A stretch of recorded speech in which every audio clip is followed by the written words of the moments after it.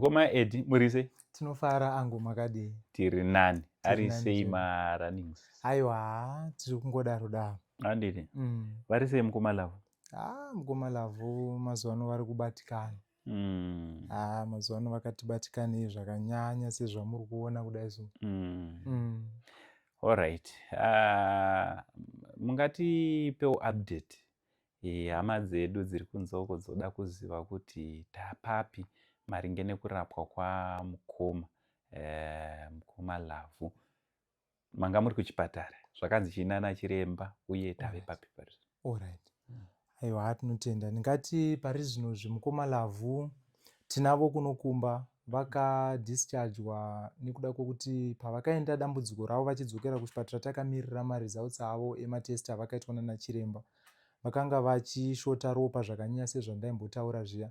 Saka pari zvino vanenge varatidza kuti zvanani. Saka madoctors akati chimboendai zvenyu navo kumba takamirira maresults. And then maresults aya mukubuda kwawo ndo patine zano rekutangirawo kuti tichitanga kurapa mukomalavhu kuti tiende kumberi. Saka pari zvino tikutarisira kuti aiwa maresults akuda kubuda. Tatarisira musi weWednesday iyoyi chitatu chatakatarisa ichi ndo pari kubuda maresults ebiopsy.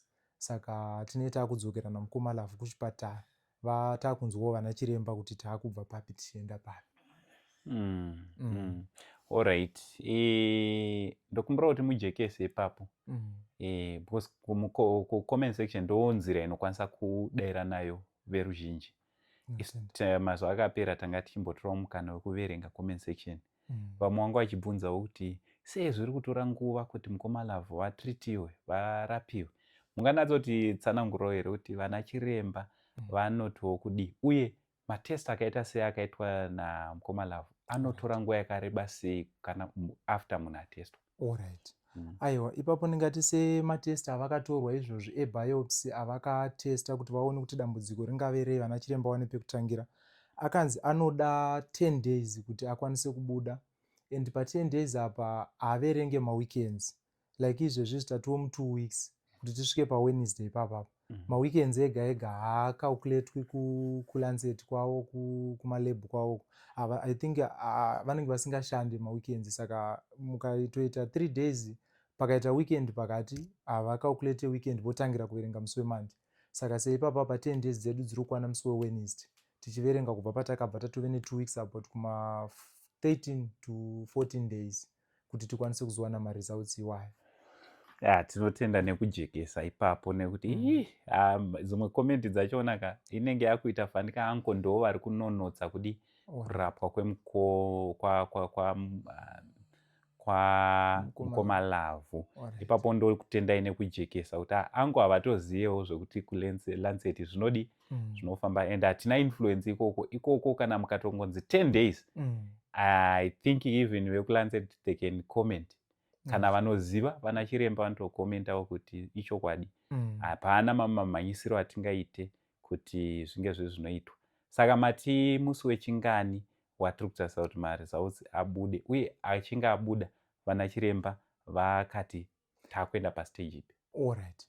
Izvozvizvi musi weWednesday maresults achibuda tine urombo mhuri yeZimbabwe amadikani nekuti vana chiremba ava vane nhanho dzavo dzavari kufambawo nadzo dzakafanana nekuti review yamukomalavhu yakanzi vanofanira kutodzoka iri Monday.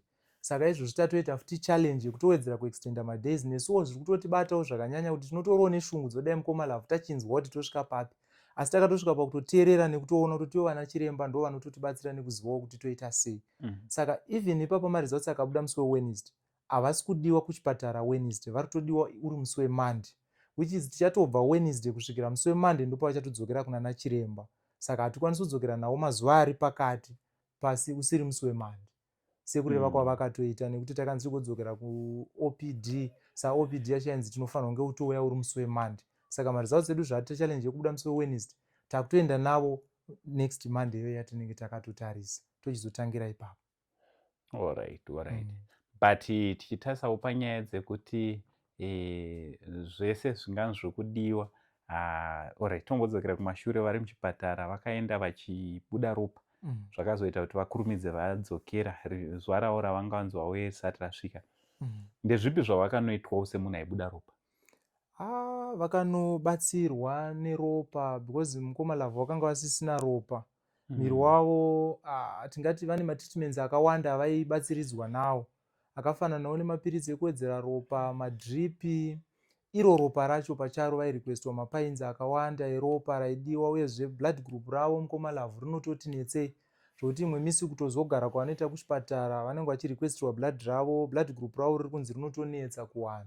Saka imwe misi challenge iyoyo inowanika pamukoma vanenge vari padambudziko, saka zvinozotitorei nguva yakati kuti vakwanise kudischargewa ndakurumidze kuita sokuti vabatsirwa, vanenge vachida kuenzanisirwawo zviri kudiwa pavari kuti zviite sekudaro. Iye zvino vari kunzwawo sei mukoma Love, uye mishonga yavo yese yavakanyorerwa vakakwanisa kutenga here? Chokwadi. Aiwa, ipapo tinotenda mishonga yamukoma Love nerubatsiro rwatakambenge tinarwo hatiri kuzama. Zvese zviri kudiwa mukoma Love vari kubatsirwa, hapana chati chashota. Pane zvese zviri kudiwa, pane zvese zviri kurequestwa. Stage by stage tiri kuita zvese, even masikana ari kudiwa, mabiopsy iwayo, zvinhu zviri kudhura zvakanyanyisa zvandisingakwanisi kuti ndinyatsotaura izvozvi, zvingave zviri kuita mari zvese, asi tiri kukwanisa kuti chese chiri kudiwa nana chiremba tiri kufambirana nawo.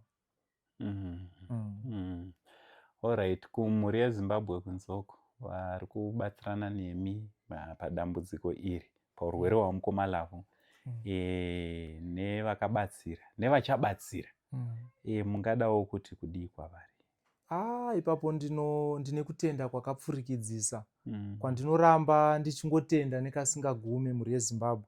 Rudo rwenyu, rubatsiro rwenyu ndo runototisvitsa panguva yekuti tikwanise kutsanangura zvatiri kutsanangura kudai. So rudo rwenyu vari kutibatsirawo nekunamata, minamato yenyu iri kusvika, nekuti kuti tisvike patiri kudai so kana kunyange vanotambanudzawo vari kubuditsa mari, imwe minamato inenge yatochemwawo nevari kupfugama vachinamata, vamwe havasi kurara vachitsanya, vamwe vatiri kutaura navo unochinyatsoona kuti aiwa rudo rwenyu makavatarisa mukoma Love, dai Mwari akukomborerai kuwedzerai mune zvamuri kutapudzawo nezvamuri kubvisa izvozvo. Aiwa, zviri kutibatsira chokwadi, dai Mwari akuitirai zvakanaka, murambe muchikomborerwa muchiwanawo kusvikira tasvikawo kwatichasvikawo namukoma Love.